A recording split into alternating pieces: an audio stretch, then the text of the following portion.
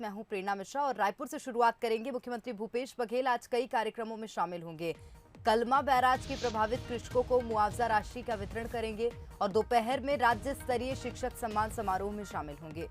अध्यक्ष छत्तीसगढ़ राज्य बीज और कृषि विकास निगम के कार्यक्रम में भी शामिल होंगे। अध्यक्ष जिला सहकारी केंद्रीय बैंक पदभार ग्रहण समारोह में भी शामिल होंगे। मुख्यमंत्री विभिन्न कार्यक्रमों में वर्चुअल माध्यम से जुड़ेंगे।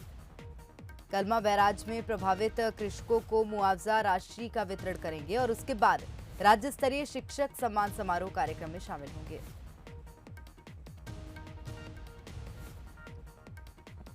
तो आज कई कार्यक्रमों में मुख्यमंत्री भूपेश बघेल हिस्सा लेंगे। वर्चुअल माध्यम से सभी कार्यक्रम में सीएम जुड़ेंगे।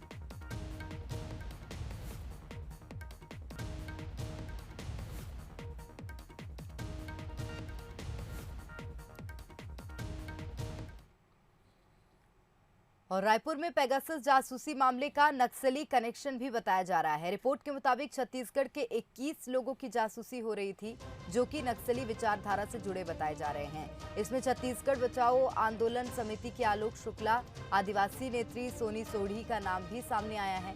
बताया जा रहा है कि कई लोगों पर साल 2018 से नजर रखी जा रही थी।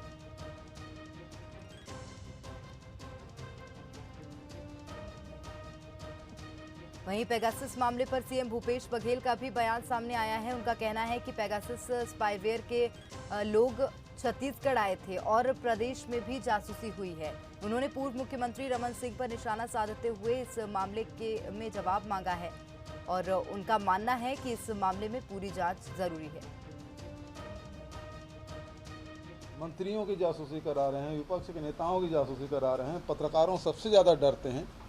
उनको सबसे ज़्यादा पत्रकारों का जासूसी करवाया, जो एक्टिविस्ट हैं उनके जासूसी कराया, अन्य लोगों के जासूसी कराया। आखिर उद्देश्य क्या था जासूसी कराने का?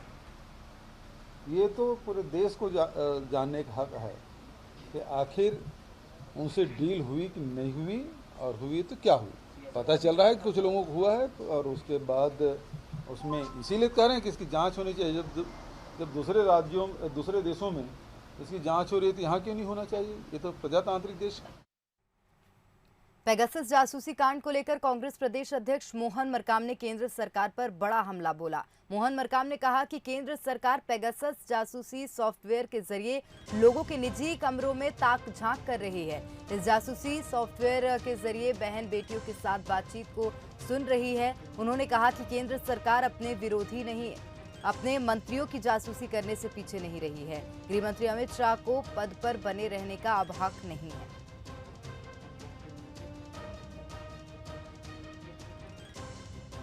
तो आप अगर बाथरूम में फोन लेकर जा रहे हैं, अपने कमरे के अंदर शयन कक्ष में आपके फोन है, तो आप क्या वार्तालाप कर रहे हैं? आपकी बेटी, आपकी पत्नी, आपका परिवार क्या वार्तालाप कर रहा है? ये वो सब मोदी सरकार सुन सकती है। जिसके फोन के अंदर भी पेगासस सॉफ्टवेयर डाल दिया जाए, ये उसका परिणाम है। अगर ये देशद्रोह नहीं, अगर ये राष्ट्रीय सुरक्षा से खिलवाड़ नहीं, तो क्या है? और वहीं पूर्व मुख्यमंत्री डॉक्टर रमन सिंह ने राहुल गांधी पर निशाना साधा है। डॉक्टर रमन सिंह ने ट्वीट कर जिला अस्पताल में नवजात की मौत का मामला उठाया। राहुल गांधी जी, इतना दोगलापन और दोमुहापन क्यों? छत्तीसगढ़ के सरकारी अस्पताल में 7 बच्चों की मौत हो गई। परिजन कह रहे हैं कि बच्चों को समय पर ऑक्सीजन नहीं मिली। क्या इन बच्चों की मौत के जिम्मेदार अपने सीएम से जवाब मांगेंगे? क्या इसलिए चुप हैं क्योंकि यहां कांग्रेस की सरकार है? तो कुल मिलाकर छत्तीसगढ़ में सियासत लगातार जारी है। पूर्व सीएम डॉक्टर रमन सिंह ने राहुल गांधी पर निशाना साधा, ट्वीट कर नवजात की मौत का मामला उठाया है।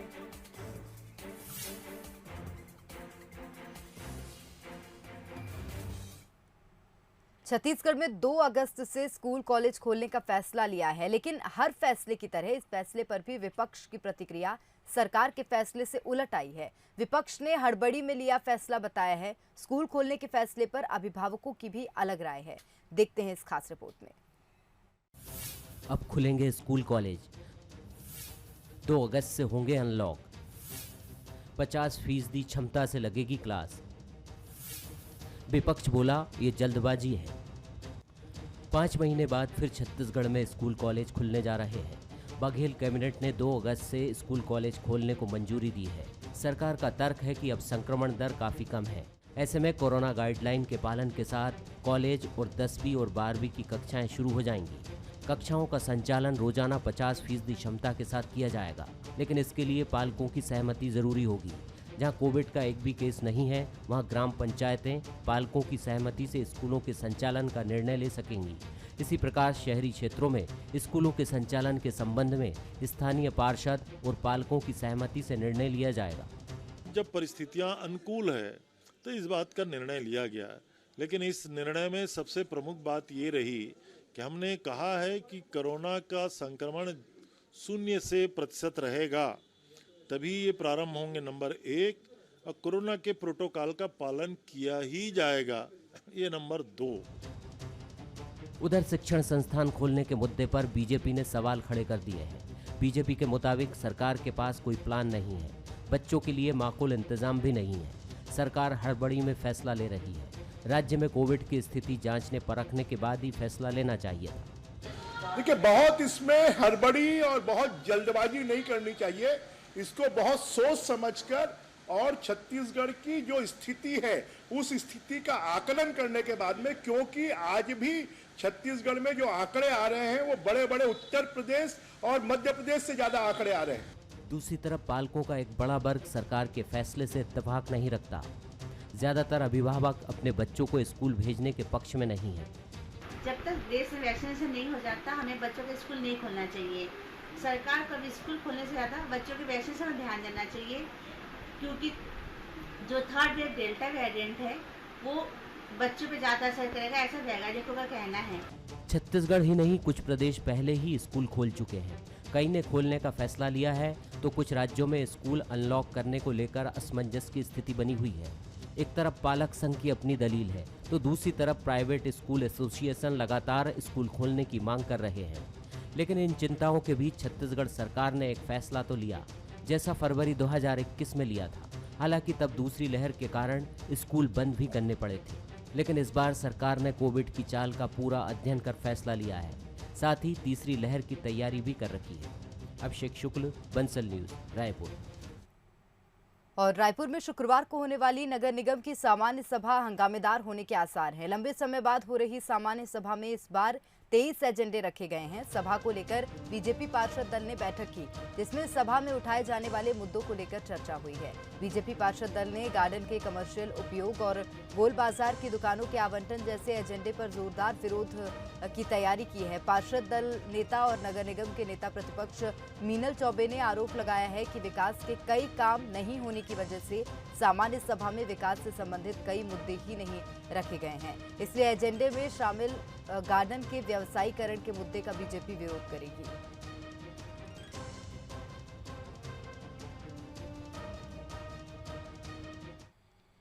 और कवर्धा से खबर है, बिजली खात को लेकर बीजेपी किसान मोर्चा प्रदर्शन करेगा। पूर्व सांसद लखन साहू सहित जिले भर के कार्यकर्ता मौजूद हैं। भारत माता चौक के पास धरने पर किसान नेता बैठे हैं।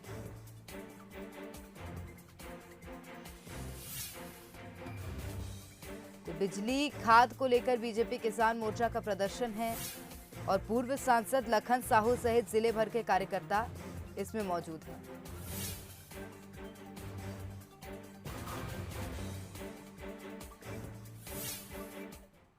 रायगढ़ में जिंदल स्टील और पावर लिमिटेड के संपत्ति कर को लेकर विवाद की स्थिति बनी हुई है। पहले नगर निगम ने कंपनी को 40 करोड़ रुपए संपत्ति के रूप में जमा करने का नोटिस जारी किया था, जिसके खिलाफ जिंदल प्रबंधन हाईकोर्ट चला गया था। दरअसल जिंदल उद्योग का कुछ क्षेत्र 2011 में नगर निगम की सीमा में जोड़ा गया था, जिसके बाद से ही संपत्ति कर को लेकर विवाद की स्थिति बनी हुई है। कोर्ट ने इस मामले में फिर से कर निर्धारण करने के आदेश दिए हैं। इधर बीजेपी निगम के पदाधिकारियों पर निष्क्रियता का आरोप लगा रही है। बीजेपी का कहना है कि वक्त रहते इस मामले का हल निकाल लिया जाता तो निगम को राजस्व का नुकसान नहीं उठाना पड़ता।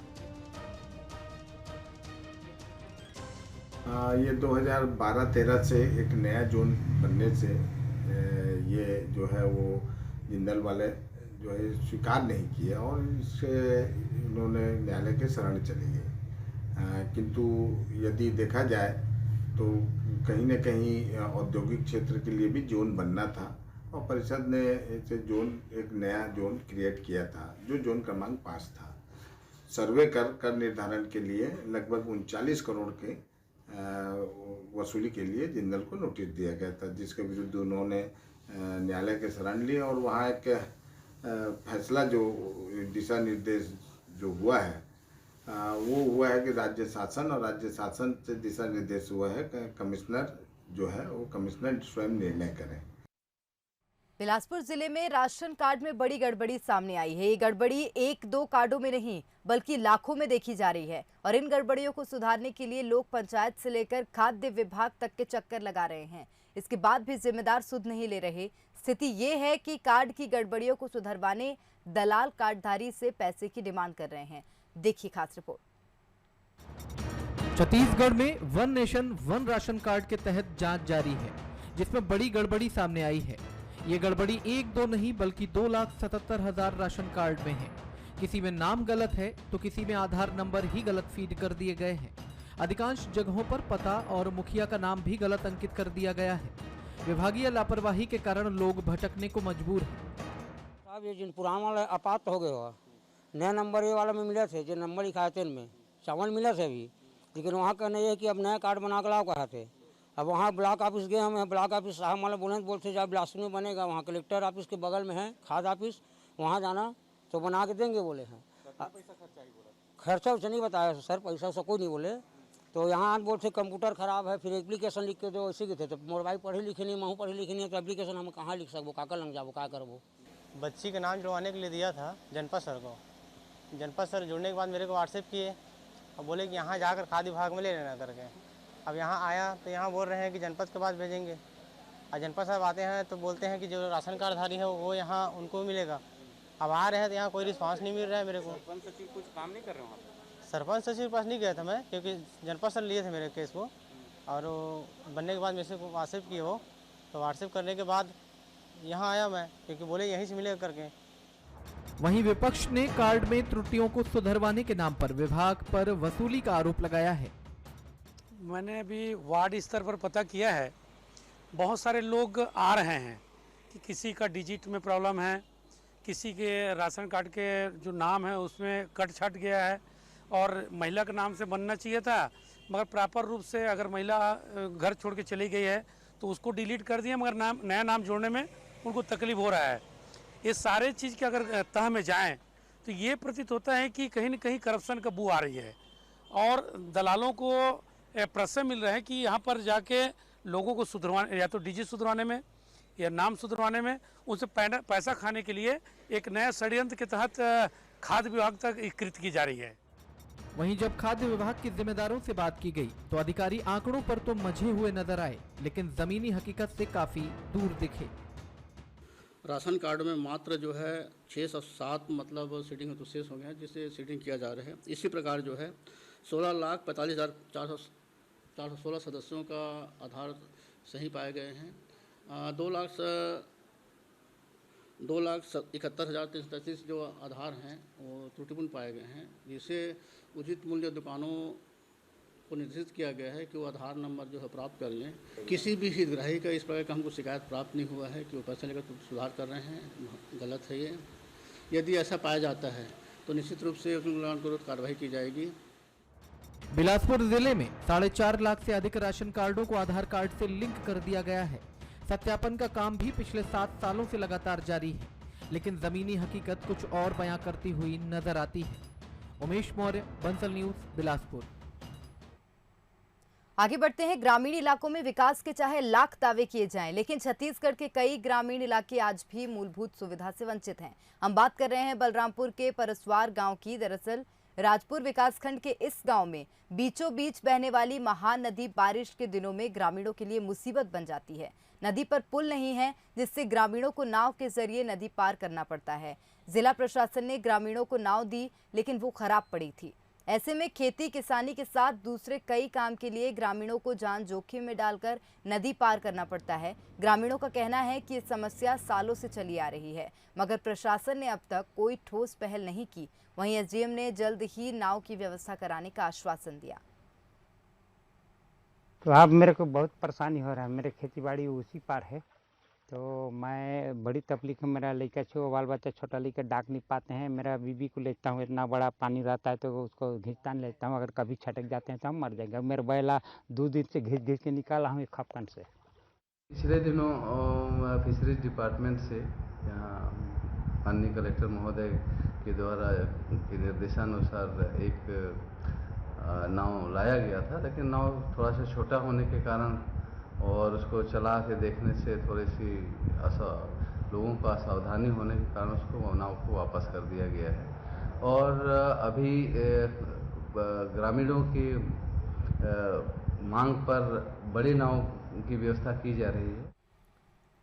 एमपी अजब गजब है तो छत्तीसगढ़ भी कम नहीं है। यहाँ सरकार गोबर खरीदती है तो लोग शमशान को भी बेच देते हैं। मुंगेली के मोतरा खुर्मी के 100 साल से ज्यादा पुराने शमशान को भी बेच दिया गया। गांव के मालगुजार ने 100 साल पहले शमशान के लिए ये जमीन दान दी थी और अब उनकी नाती बहू ने चंद रुपयों के लालच में शमशान की जमीन को बेच दिया। यहाँ ही साथ ही वहां दफन ग्रामीणों के पूर्वजों के बने मठों को भी उखाड़कर फेंक दिया। ग्रामीण परेशान हैं, उनकी भावनाएं आहत हैं, लेकिन प्रशासन की ओर से कोई कार्रवाई नहीं की जा रही। ग्रामीणों ने अब कलेक्टर से गुहार लगाई है। कलेक्टर ने एसडीएम को जांच के निर्देश दिए हैं और कार्रवाई का भरोसा दिलाया। कि हमारे गांव का पूर्वजों के समय से चला आ रहा शमशान स्थान को हमारे मालगुजार की पत्नी शोभा देवी के द्वारा हरीश कुलमित्र दोहगट्टी के पास बेच दिया गया है।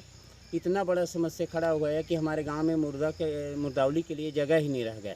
इसी की समाधान के लिए हम लोग कलेक्टर, एसडीएम और तहसीलदार के पास हम शिकायत दे चुके हैं और अभी भी हम उसको फिर फ़ोन से जानकारी किए तो भी बोल रहे हैं कि हम कर्मचारी को भेज रहे हैं जांच अधिकारी बना करके। एसडीएम लोरमी को निर्देशित किया गया है कि अगर शासकीय जमीन पर किसी भी व्यक्ति का कोई कब्जा हो रहा है तो नियमानुकूल अतिक्रमण हटाने की कार्रवाई।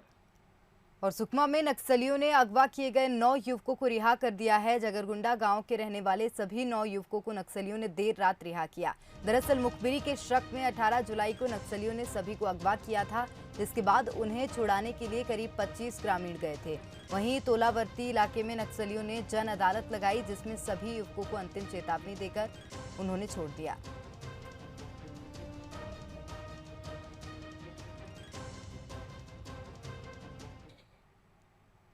और रायपुर से खबर मिल रही है, 2 युवकों ने मर्डर कर दिन दहाड़े शव को जला दिया। मारवाड़ी शमशान घाट में युवकों ने शव को जलाया है। पुलिस ने भाई और जीजा को गिरफ्तार कर लिया। आरोपियों ने विवाद में युवक की हत्या की थी। दोनों युवकों ने पुलिस हिरासत में बयान दिया है। तो दिन दहाड़े शव को जला दिया। 2 युवकों ने हत्या कर दिन दहाड़े शव को जलाया है। मारवाड़ी शमशान घाट में युवकों ने शव को जलाया। जो आज डेड बॉडी आई तो उसमें संदिग्ध मामला मुझे ऐसा लगा कि वहाँ पे हमारे कार्यकर्ताओं ने फ़ोन किया कि एक गाड़ी में बोरे में भर करके डेड बॉडी लाई गई है। तो कहीं ना कहीं वो 2-3 लोग थे लेकर के आने वाले, तो मुझे लगा कि संदिग्ध मामला है, तो मैंने पुलिस में इन्फॉर्म किया। फिर 112 वाले आकर के उन्हें ले जाकर के थाने में लेकर गए हैं। थाना कोतवाली को 112 के माध्यम से सूचना मिली कि मारवाड़ी शमशान घाट जो कि कोतवाली क्षेत्र का है, वहां पर अवैध रूप से किसी बॉडी को जलाया जा रहा है। इस सूचना पर थाने की पुलिस वहां पर पहुंची है। तीनों लोगों को, वेदकरण साहू, टीकाराम साहू, रवि साहू को हिरासत में ले लिया गया है। इनसे पूछताछ की जा रही है। मंगलवार रात रायपुर के जिला अस्पताल में उस वक्त हंगामा मच गया जब 2 नवजात की एक साथ मौत हो गई। परिजनों ने डॉक्टर पर लापरवाही का आरोप लगाते हुए जमकर हंगामा किया। परिजनों का आरोप था कि तबीयत बिगड़ने पर बच्चों को बिना ऑक्सीजन लगाए दूसरे अस्पताल में रेफर किया जा रहा था। अस्पताल में मौजूद एक मरीज के परिजन ने दावा किया है कि 2 नहीं 7 बच्चों की मौत हुई है। वहीं अस्पताल प्रबंधन ने 7 नहीं 2 नवजातों की मौत की बात मानी है। 12 साल में ये मेरा शादी 12 साल पहले बच्चा है मेरा, मालूम ये देखना चाहता है मेरे को। हर बात गलत बोलता है लोग,